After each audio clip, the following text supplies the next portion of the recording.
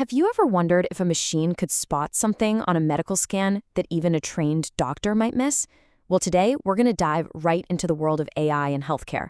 We'll see how a computer actually learns to see, and in the process, how it learns to save lives.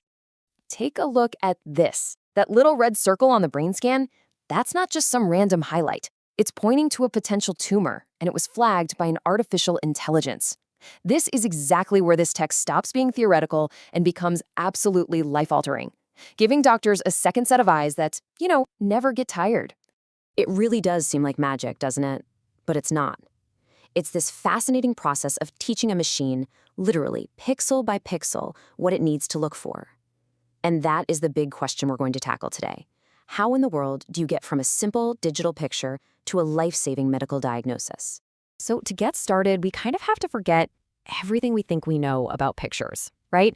For us, an image is a memory, it's a scene, it's a person's face. But for a computer, it's something way, way simpler. It's just math. This whole field has a name. It's called computer vision. And honestly, it's pretty much what it sounds like. It's the science of giving computers the ability to see. The whole point is to get a machine not just to store an image, but to actually understand what's inside of it. And the way it works is beautiful in its simplicity. You see this photo of the peppers? To you and me, it's a colorful pile of vegetables. But to a computer, it's just a giant grid of numbers. Every tiny little square in that image is a pixel, and every single pixel is just represented by a number. A whole photograph just boiled down to a huge sea of numbers. So how do numbers create all these amazing colors? Well, think of it like a recipe with just 3 ingredients: red, green, and blue, or RGB. Every single pixel gets a value for each of those 3 colors. The value goes from 0, which means none of that color, all the way up to 255, which is full intensity. So what you end up with are 3 separate layers of numbers, one for red, one for green, and one for blue. And they all stack on top of each other to create the final full color image that we see. Okay, so the computer sees a grid of numbers.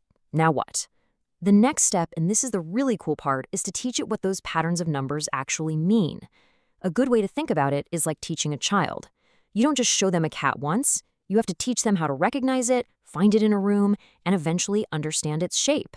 The very first step on this learning journey is the simplest one. It's called classification.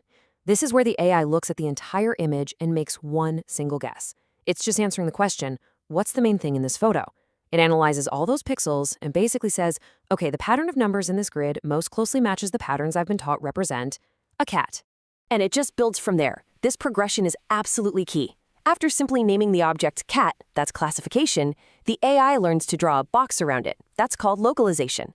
Then it gets even smarter and can find and box up multiple objects, like the cat, the dog, and the duck. That's object detection. And then the final, most sophisticated step is segmentation. That's where the AI traces the precise pixel-perfect outline of each object. So we've gone from a grid of numbers to tracing the outline of a cat. But what in the world does any of this have to do with that brain scan we saw at the very beginning? Well, this is the crucial leap. This is where a fun computer science problem turns into an incredibly powerful medical tool. And here it is. Here's the connection. On the left, you see the AI tracing the outline of a cat. On the right, it is using the exact same technique to trace the different parts of the brain, and most importantly, that lesion. The underlying skill, the fundamental process, is identical. So this is the main takeaway here. The AI has no idea it's looking at a cat or a tumor. It doesn't know what those things are. It only knows it's looking for patterns in the numbers. We just train it on different sets of patterns. Teaching an AI to trace the outline of a cat is the exact same fundamental process as teaching it to trace the outline of a cancer's growth. Mind-blowing, right? Now, this isn't science fiction, and it's not some research project that's locked away in a university lab somewhere. This technology is being deployed in hospitals right now as we speak. It's a real and rapidly growing part of modern medicine. And trust me, this is a major industry.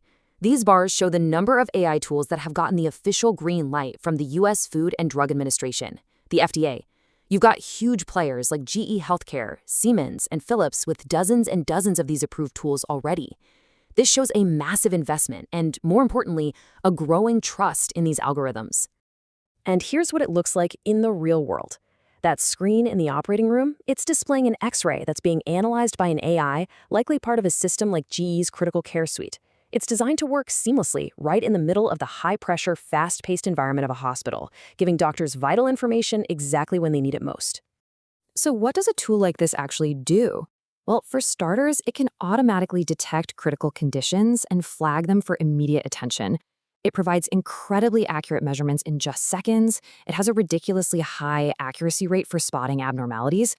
And maybe the most important part, it's built to fit right into a hospital's existing system, which makes this powerful tech actually easy to adopt and use.